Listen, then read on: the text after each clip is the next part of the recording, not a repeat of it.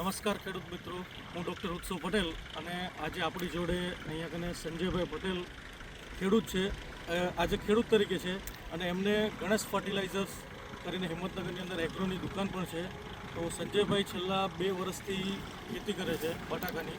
એમાં ખાસ કરીને જે ઉત્તર ગુજરાતની અંદર પ્રચલિત જે વેરાયટી છે એલઆર વેરાયટી જે પ્રોસેસિંગ માટે વપરાય છે એ એલઆર વેરાયટીનું વાવેતર કરે છે સંજયભાઈ, તમે આ વર્ષે એલઆર વેરાયટીનું જે વાવેતર કર્યું છે એ કેટલા વીઘામાં વાવેતર કરેલું છે? ટોટલ 12 વીઘામાં વાવેતર કરેલ છે. 12 વીઘામાં વાવેતર કરેલું છે ને 1 વીઘાની અંદર તમે કેટલા બેગ સીડ તમે વાવેલું છે બિયારણમાં? ગયા વર્ષે 13 કટ્ટા ગયા હતા, આ વખત 14 જ ગયા છે. 15 જવા દેવા હતા પણ એટલા ગયા નહીં, 11 કટ્ટા જ ગયા. હા, આ વખતે એમને 11 બેગ જ બિયારણ 1 વીઘાની અંદર વાવેતર કરેલું છે. સંજયભાઈ, તમે જે અત્યારે 11 કટ્ટાનું વાવેતર કરેલું છે એના આધારે અત્યારે જે તમારું આ સિઝનનું હાર્વેસ્ટિંગ ચાલુ છે તો એ હાર્વેસ્ટિંગની દ્રષ્ટિએ તમને શું લાગે છે કે ઉત્પાદનમાં તમને કેવું રહેશે? ગયા વર્ષ કરતાં 100 મણ પ્લસ દેખાય છે. એ બધી એવરેજ સાઇઝ છે, બધી ગ્રેડિંગ સાઇઝ છે. હા, ઓકે. તો તમે આ સિઝન દરમિયાન જે ટ્રીટમેન્ટ કરેલી છે બરાબર છે થ્રુ આઉટ ધ યર, જે આ વર્ષ દરમિયાન માટે, તો એ શું ટ્રીટમેન્ટની અંદર તમે કઈ કઈ ટ્રીટમેન્ટો કરેલી છે? આની અંદર અમે સીડ ગ્રો પ્લસ 500 ml પ્રમાણે 5 વખત આપેલું છે, 2.5 લીટર 1 વીઘામાં. ઓકે. અને ડિસ્ટિલ સોઇલ તમે કેટલું આપેલું છે? ડિસ્ટિલ સોઇલ 100 ml પ્રમાણે 3 વખત આપેલું છે. હા. અને પેલું નેમેટોડ માટે એના માટે 100 ml એની પણ 3 એપ્લિકેશન કરેલી છે. ઓકે. તો સંજયભાઈએ અહીંયા આ વર્ષે 1 વીઘાની અંદર 500 mlના 5 રાઉન્ડ કરેલા છે, કે ટોટલ એમને 2.5 લીટર વાપરેલું છે.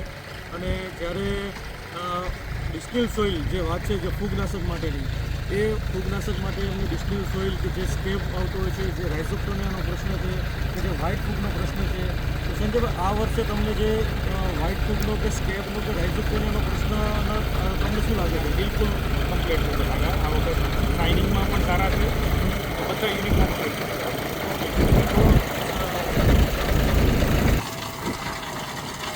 તો સંજયભાઈ, તમે આ વર્ષે જે ટ્રીટમેન્ટ કરેલ છે ટ્રીટમેન્ટમાં શું કરેલું છે તમે?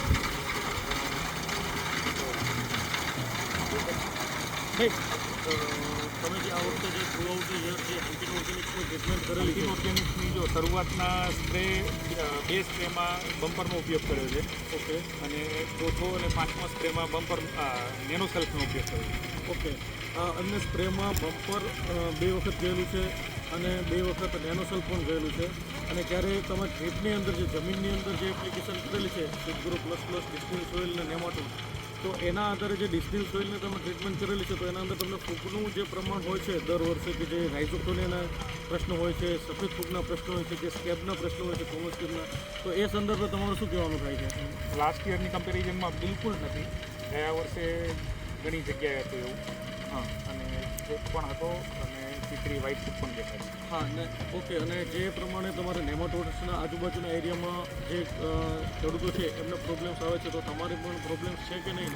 અમારી આસપાસ ઘણા નેમેટોડથી એલઆર બટાકું વાવવાનું જ બંધ કરી દીધું છે. અને આપણે છતાં પણ આ જે નેમાટોડ ને હન્ટિંગ ઓર્ગેનિક્સની જે પ્રોડક્ટો વાપરીએ છીએ ને, ડિસ્ટિલ સોઇલને 3 વર્ષ છે, તો એનાથી ઇમ્પ્રુવમેન્ટ સારું છે. આજે એક પણ નથી દેખાતું નેમેટોડ કે કોઈ ફૂગનો કે કોઈ બટાકા ક્લિયર. ઓકે. અને જે લાસ્ટમાં જે પ્રોડક્શન ઉપર જે વાત છે આપણે સીડગ્રો પ્લસની, તો સીડગ્રો પ્લસ તમે 1 વીઘામાં 500 mlની 5 એપ્લિકેશન કરેલી છે, મતલબ ટોટલ 2.5 લીટર ગયેલું છે. તો સીડગ્રો પ્લસથી તમને કેટલો ફાયદો લાગે છે? સીડગ્રો પ્લસથી આ એ જે સાઇઝ છે બધી યુનિફોર્મ છે. ઓકે. સાઇઝ લાસ્ટ યર કરતાં આ વખત 1 વીઘામાં લગભગ 10 થી 12 કટ્ટા ગોલી ઓછી નીકળશે. હા, એવું જે અત્યાર સુધી જે હાર્વેસ્ટિંગ થયું છે ને એ પ્રમાણે અંદાજ એવો લાગે. હા, તો લગભગ 500 ને આસપાસ અડી જશે મોટો માલ. ઓકે. અહીંયા કને ગ્રેડિંગ માલ 500 મણની આસપાસ રહેશે એવું અત્યારનું જે પ્રમાણે બટાકા નીકળે છે એ પ્રમાણેનો અંદાજ છે.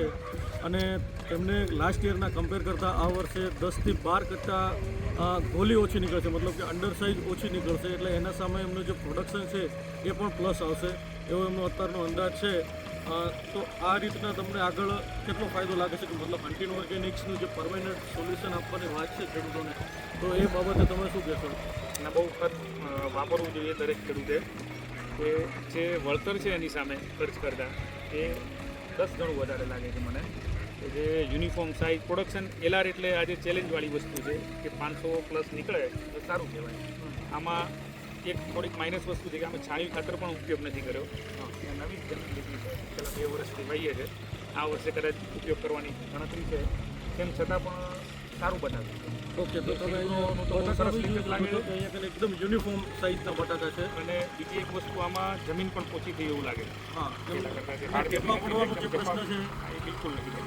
હા, ટેપા પડવાનો પ્રશ્ન બી એમને અત્યારે એકદમ ઓછો થઈ ગયેલો છે કે જે શરૂઆતમાં એમને જમીન લીધી ને જે ટાઈમે જે પ્રશ્ન હતો એ પણ અત્યારે એકદમ ઓછો થઈ ગયેલો છે. અને અહીંયા બટાકા પણ અત્યારે એકદમ હેલ્ધી અને એકદમ સરસ નીકળી રહ્યા છે, એકદમ યુનિફોર્મ સાઇઝમાં. ધન્યવાદ. परमानेंट फार्मिंग सॉल्यूशंस उन दिन है तो हर दिन दिवाली है